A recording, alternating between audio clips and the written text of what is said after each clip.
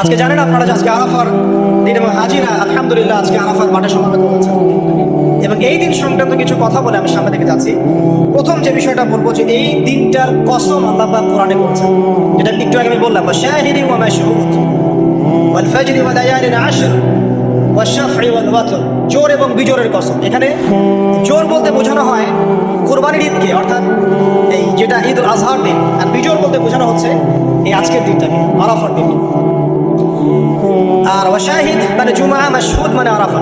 কোরআনের মধ্যে আল্লাহ পাক এই আরাফার দিনকে কেন্দ্র করে শপথ করেছেন। নিঃসন্দেহে আল্লাহ যে বিষয়টাকে নিয়ে শপথ করবেন এটা সবচেয়ে বেশি মূল্যবান জিনিসের অন্তর্ভুক্ত হয়, তাই নয় কি? এটা বোঝার বাকি নেই, এই জিনিসটা আমাদের জন্য অনেক অনেক বেশি গুরুত্বপূর্ণ। আরেকটা ফজিলত হচ্ছে কাতাদা রাদিয়াল্লাহু আনহু, আবু কাতাদা রাদিয়াল্লাহু আনহু থেকে বর্ণিত আছে সহিহ মুসলিমের 1162 নম্বর হাদিসে নবী করিম সাল্লাল্লাহু আলাইহি ওয়াসাল্লাম বলেছেন, যে ব্যক্তি আরাফার দিনে সওম রাখবে, রোজা রাখবে, হজ করতে এসেছে, হাজি নয় এমন ব্যক্তি, হাজিদের জন্য নয়, বাইরে যারা আছে আমরা তাদের জন্য, যে ব্যক্তি আজকের দিনে সওম রাখবে তার পূর্ববর্তী 1 বছর এবং পরবর্তী 1 বছরের গুনাহ আল্লাহ পাক মাফ করে দিবেন ইনশাআল্লাহ। আর এই দিনটাকে নিয়ে, রোজা নিয়ে অনেক কনফিউশন আমাদের মধ্যে চলে আসছে এখন, আজকে রাখবো না কালকে রাখবো ইত্যাদি। হাদিসের মধ্যে ইয়াউমুল আরাফা শব্দ এসেছে, আরাফার দিনে সওমের কথা এসেছে, ইয়াউমুত তাসি' বা নবম দিনের কথা আসে নাই। এটা নিয়ে যদিও বা উলামায়ে কেরামের মধ্যে ইখতিলাফ লক্ষ্য করা যাচ্ছে, সবচেয়ে বেস্ট ডিসিশন হচ্ছে আজকেও রাখি কালকেও রাখি, সিম্পল সলিউশন। আজকেও রাখেন, আগামীকালকেও রাখেন, ইনশাআল্লাহ আপনি পুরোটা নেকি পেয়ে যাবেন ইনশাআল্লাহ। তবে আমার মত আজকের দিনে রোজা রাখাটাই আরাফার সওম, এটা আমার ব্যক্তিগত মত। যদি এর সাথে কেউ দ্বিমত পোষণ করেন আমি তার সাথে যুদ্ধ করতে যাব, ঠিক আছে? এরপর আসি, এই দিন একটা স্পেশাল আয়াত নাজিল হয়েছে আরাফার দিনে, স্পেশাল একটা আয়াত, সেটা হচ্ছে সূরা মাইদার 3 নম্বর আয়াত। আয়াতটা হচ্ছে আল ইয়াউমা আকমালতু লাকুম দীনাকুম। নবী করিম সাল্লাল্লাহু আলাইহি ওয়াসাল্লাম বিদায় হজের ভাষণ দিলেন, আল্লাহর পক্ষ থেকে আয়াত নাজিল হলো, আল ইয়াউমা আকমালতু লাকুম দীনাকুম, আজকের দিনে আমি তোমাদের উপরে দিন ইসলামটাকে কামেল করে দিলাম। কামেল মানে কি? পরিপূর্ণ করে দিলাম, একদম পরিপূর্ণ। ইসলামে ঢোকানোরও কিছু সুযোগ নাই, বের করারও কোনো সুযোগ অবকাশ নাই। ওয়াতমামতু আলাইকুম নি'মাতি, তোমাদের উপর আমার নিয়ামতকে পরিপূর্ণতা দান করলাম। ওয়া রাদিতু লাকুমুল ইসলামা দীনান, এবং দিন ইসলামকে তোমাদের উপর মনোনীত করে আমি সন্তুষ্ট হয়ে গেলাম। এটা কিন্তু একটা কনক্লুসিভ আয়াত, মানে দীর্ঘ 23 বছর নবী সাল্লাল্লাহু আলাইহি ওয়াসাল্লাম স্ট্রাগল করেছেন, দিন প্রচার করেছেন, প্রসার করেছেন, প্রতিষ্ঠা করেছেন। এরপর আল্লাহ পাক একটা কনক্লুসিভ আয়াত নাযিল করে এই দিনটার মধ্যে একটা ইতিবাচক ভূমিকা টেনে দিলেন। অতএব এই দিনটা খুশির, এই দিনটা আনন্দের, এবং এই দিনটা ইবাদতের, উদযাপন করার, এটা আমাদের সংস্কৃতি। আমি এই বিষয়ে একটু পরে কথা বলছি ইনশাআল্লাহ। এরপরে চলে আসেন, আজকের দিন একটা দুটো দোয়া আপনারা পড়বেন স্পেশালি। একটা হলো তাকবীর, যেটা আমরা দেই, আল্লাহু আকবার আল্লাহু আকবার লা ইলাহা ইল্লাল্লাহ ওয়াল্লাহু আকবার আল্লাহু আকবার ওয়ালিল্লাহিল হামদ, এবং আইয়ামে তাশরিকের শেষ পর্যন্ত, মানে ঈদুল আযহা 3 দিন পর্যন্ত এটা পড়তেই থাকবেন ইনশাআল্লাহ তাআলা। আর সকল নবীগণের একটা শ্রেষ্ঠ দোয়া আছে, যত নবী ছিলেন পৃথিবীতে তারা সবাই যত দোয়া করেছেন তার মধ্যে একটা দোয়াকে শ্রেষ্ঠ বলা হয়। শিখিয়ে দেবো কোনটা? সেটা হলো লা ইলাহা ইল্লাল্লাহ ওয়াহদাহু লা শারীকা লাহ লাহুল মুলক ওয়া লাহুল হামদ ওয়া হুয়া আলা কুল্লি শাইইন কাদির। এই দোয়াটা দিনে যে ব্যক্তি 100 বার পড়বে, দিনে যে ব্যক্তি 100 বার পড়বে, ওই দিন আল্লাহর লিস্টে ওই ব্যক্তি ছাড়া বেশি আমলকারী কেউ হতে পারবে না। তবে সেই ব্যক্তি ব্যতীত যে এর চেয়ে বেশি পড়েছে, কেউ 200 300 500 পড়েছেন, তখন সে বেশি র্যাঙ্কিংয়ে শীর্ষে চলে যাবে আর কি। মিনিমাম 100 বার। আরও ফজিলত হচ্ছে 100 বার যদি আপনি পড়েন, ওই দিন শয়তান আপনাকে স্পর্শ করতে পারবেন ইনশাআল্লাহ, এবং আপনার আমলনামা থেকে 100 গুনাহ মিটিয়ে ফেলা হবে, 100 নেকি লিখে দেওয়া হবে ইনশাআল্লাহ। অতএব আজকে আমরা এই দোয়াটা পড়তে পারি, লা ইলাহা ইল্লাল্লাহ ওয়াহদাহু লা শারীকা লাহ লাহুল মুলক ওয়া লাহুল হামদ ওয়া হুয়া আলা কুল্লি শাইইন কাদির।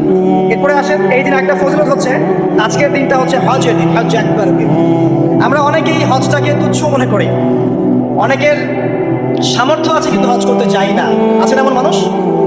দুনিয়া চাকচিক্য নিয়ে ব্যস্ত আছে, কিন্তু হজ ফরজ হয়ে গেছে, সেই কবে হজ করতে যাই না, মনে করি মেয়ের বিয়ে দিয়ে শেষ বয়সে যাবো, তাই না? অথচ হজ করতে হয় ইয়াং বয়সে, যদি সামর্থ্য থাকে ইয়াং বয়সে হজ করতে হবে। আমরা কিছু ফজিলত জেনে নেই এবং আল্লাহর কাছে দোয়া করি, আল্লাহ পাক আজকে আমাদের এই ক্ষুদ্র মসজিদে যত মুসল্লি উপস্থিত আছে, আল্লাহ পাক সবার তাকদীরে হজে আকবার নসিব করুন, আমিন। এবং মাকবুল আর মাবরুর হজ করার তৌফিক আল্লাহ পাক আমাদের সবাইকে দান করুন, আমিন। একটা হাদিস আছে, বুখারী মুসলিম দুইটা কিতাবে এসেছে, যে ব্যক্তি মান হাজ্জা লিল্লাহ, যে ব্যক্তি শুধু আল্লাহর জন্য হজ করবে, ওয়ালাম ইয়ারফুস ওয়ালাম ইয়াফসুক, এবং হজের মধ্যে কোনো প্রকার ফাহেসা কাজ করে নাই, অশ্লীল কোনো কাজ করে নাই, কোনো ফাসাকি কাজ করে নাই, সে ব্যক্তি ওই দিনের মতো নিষ্পাপ হবে। ওয়ালাদাত উম্মুহু, কোন দিন? ইয়াউমু ওয়ালাদাত উম্মুহু, যেদিন তার মা তাকে জন্ম দিয়েছে। এটা সবচেয়ে বড় বেনিফিট। আরেকটা হাদিসে আছে যে মাকবুল হজ, একটা মাকবুল হজের জাযা জান্নাত ছাড়া আর কিছুই না। একটা মাকবুল হজের জাযা বা প্রতিদান হচ্ছে জান্নাত ছাড়া আর কিছুই না। একটা হাদিস পড়লাম গতকালকে, সেটা হলো নবী করিম সাল্লাল্লাহু আলাইহি ওয়াসাল্লাম বলছেন এই উম্মতকে লক্ষ্য করে, তোমাদের যাদের হজ করার সামর্থ্য আছে এবং যাকে কঠিন কোনো রোগ আক্রমণ করেনি, 1, 2, যাকে কোনো অত্যাচারী শাসক বাধা দেয়নি, 2, এবং 3, যার আর্থিক সামর্থ্য আছে, গরিব মিসকিন না, আর্থিক সামর্থ্য আছে, 3টা শর্ত যার পূরণ আছে, তারপরেও যে ব্যক্তি হজ করলো না আমার উম্মতের মধ্যে, সে ইহুদি হয়ে মরুক বা নাসারা হয়ে মরুক, এতে আমার কিচ্ছু যায় আসে না। শুনতে পাচ্ছেন কথা? হজের সামর্থ্য আছে, রোগ নাই, অর্থনৈতিক সামর্থ্য আছে, কোনো শাসক তাকে বাধাও দিচ্ছে না, এরপরেও সে হজ করলো না, নবীজি বলছেন এ ইহুদি হয়ে মারা যাক বা নাসারা হয়ে মারা যাক, এতে আমার কিচ্ছু যায় আসে না। তারপরে শোনেন, 3 শ্রেণীর মানুষ আল্লাহ রাব্বুল আলামিনের মেহমান। 3 শ্রেণীর মানুষ আল্লাহ পাকের মেহমান। 1 নাম্বার হচ্ছে গাজী। গাজী মানে কি? ইসলামের জন্য যুদ্ধ করেছে, অন্য কোনো জন্য নয়, দিন ইসলামের জন্য যুদ্ধ করেছে, বিজয় লাভ করেছে, নাম কি? গাজী। এই ব্যক্তি আল্লাহর মেহমান। যেমন আবু বকর সিদ্দিক, ওমর, ওসমান, আলী রাদিয়াল্লাহু আনহু, তারা ইসলামের জন্য যুদ্ধ করেছিলেন না? তারা তখন গাজী হিসেবে বেঁচে ছিলেন। ঠিক আছে।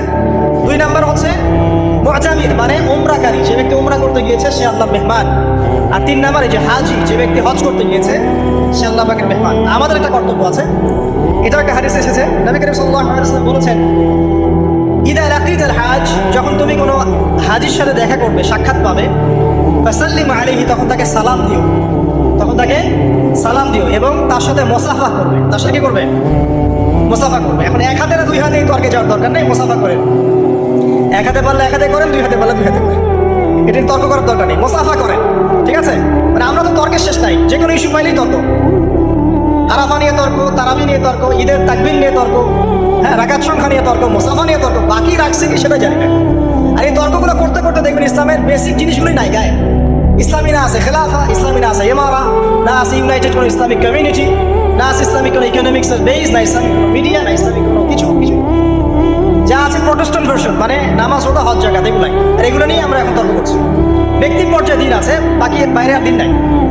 মসজিদের মধ্যে আসবে পাক্কা নামাজি, মসজিদ থেকে বের হয়ে গেল সুদখোর। তো আল্লাহ হেফাজত করুক আমাদেরকে। আমাদের বড় বড় ইস্যুগুলো নিয়ে বেশি কথা বলা উচিত। মুসাফা 1 হাতে হবে না 2 হাতে, এর জন্য কি জান্নাত জাহান্নামের ফয়সালা হয়ে যাবে? তাই মনে হয় আপনাদের? সুবহানাল্লাহ। একজন বলছে ইশারা করতে হবে তাশাহুদে এভাবে, আরেকজন বলছে একটু নড়াতে হবে। এই মাসআলাটার জন্য কি আপনার জান্নাত জাহান্নামের ফয়সালা হয়ে যাবে? মনে হচ্ছে না? অথচ আকীদার ঠিক নাই, এদিকে আমলের ঠিক নাই, অর্থনৈতিক জীবনের ঠিক নাই, মুআমালাতের ঠিক নাই, সম্পত্তির বন্টন মেরাজের ঠিক নাই, এগুলো ঠিক নাই, এবং আল্লাহর জমিন, আল্লাহর দিন বাস্তবায়নের কোনো চেষ্টাই নাই। অথচ এগুলো নিয়ে ব্যস্ত হয়ে আছে। আল্লাহ পাক আমাদের বিচক্ষণতা দান করুন, দূরদর্শিতা দান করুন। আমিন। আসুন, মুসাফা করতে বলেছেন নবী, তারপরে বলবেন যে মুরহু, তাকে আদেশ করুন। এখানে আদেশ মানে হচ্ছে অনুরোধ করুন, তাকে আদেশ করুন, অনুরোধ করুন, আই ইস্তাগফিরুল্লাহ, সে যেন তোমার জন্য ইস্তেগফার করে। কে? যে ব্যক্তি হজ করে এসেছে, হাজি, তাকে সালাম দিবেন, মুসাফা করবেন, দিয়ে বলবেন যে ভাই আপনি আমার জন্য দোয়া করেন, কারণ ফাইন্নাহু মাগফুরুল্লাহ, কারণ সে ব্যক্তি একজন ক্ষমাপ্রাপ্ত মানুষ। তবে একটা বিষয়, মানুষের সম্পদ আত্মসাৎ করে সুদের টাকা দিয়ে, ঘুষের টাকা দিয়ে, প্রতারণা, বাটপাড়ি, দুর্নীতির টাকা দিয়ে হজ করতে গিয়ে কতটুকু মাগফুর হয়ে আসা যাবে, এটা একটা প্রশ্নবিদ্ধ বিষয়। তো এই বিষয়গুলোকে ক্লিয়ার করে হজ করতে যাওয়া উচিত। আল্লাহ পাক আমাদেরকে তৌফিক ইনায়াত করুন। আমিন। এই দিনের একটা প্রতিশ্রুতি আছে। কি প্রতিশ্রুতি? আয়েশা রাদিয়াল্লাহু আনহা থেকে সহিহ মুসলিমে এসেছে, এবং জাবের রাদিয়াল্লাহু আনহু থেকে ইবনে হিব্বানের 3853 নম্বর হাদিসে এসেছে। আল্লাহ রাব্বুল আলামিন এই দিনে হাজীদেরকে দেখে বলেন, যারা আরাফার মাঠে এসেছেন তাদেরকে দেখে বলেন যে আমার এই বান্দারা দূর দূরান্ত থেকে সফর করে এখানে এসেছে, ওদের চেহারাগুলো তাকিয়ে দেখো, ক্লান্ত, ক্লিষ্ট, চুলগুলো এলোমেলো, পরিশ্রান্ত, তারা আমার রহমতের প্রত্যাশী, অথচ তারা কেউ আমার আযাব দেখে নাই। হে ফেরেশতারা, তোমরা সাক্ষী থাকো, আমি তাদের সবাইকে মাফ করব। এবং নবী সাল্লাল্লাহু আলাইহি ওয়াসাল্লাম বলছেন যে আজকের দিনে যত মানুষকে আল্লাহ পাক জাহান্নাম থেকে মুক্তি দিবেন, অন্য কোনো দিনে এত মানুষকে আল্লাহ পাক মুক্তি দিবেন না। আল্লাহ পাক আমাদেরকে সবাইকে জাহান্নাম থেকে মুক্তি দান করুন, আমিন।